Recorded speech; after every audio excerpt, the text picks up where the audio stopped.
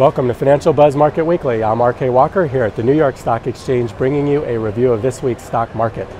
Nervousness over geopolitical concerns as well as summer vacations put a damper on the mood this week. Markets generally headed higher, but trading volume was light.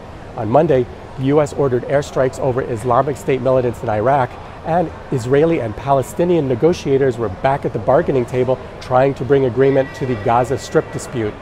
On Wednesday, retail sales for July were released and they disappointed investors. Month to month, they remain unchanged compared to the prior month's 0.2% increase. However, the report helped boost stocks as it alleviated concern that the Fed might have to raise interest rates sooner than expected. On Thursday, jobless claims for the week ending August 9th were higher than expected, coming in at 311,000 compared to the prior week's 289,000. Import and export prices for July showed little change month to month, with export prices unchanged and import prices down 0.2%. On Friday, the producer price index for July was tame at only 0.1% higher month to month as energy costs dropped.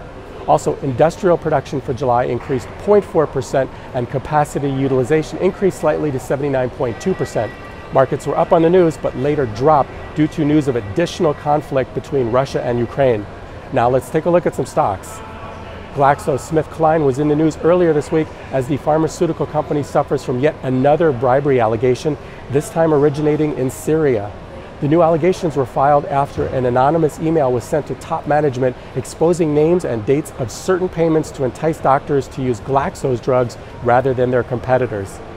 Macy's shares were down sharply Wednesday after the major retailer released their second quarter earnings. The company reported sales were up 3.3%, while earnings increased by 11% year over year. However, the retailer cut its full year outlook.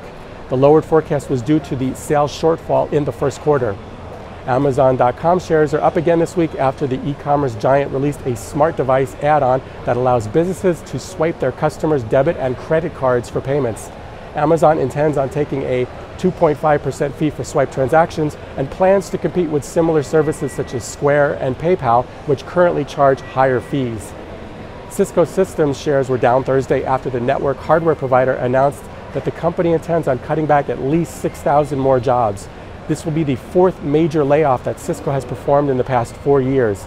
The company also announced on Wednesday that net income has fallen to $2.2 billion from $2.3 billion year over year.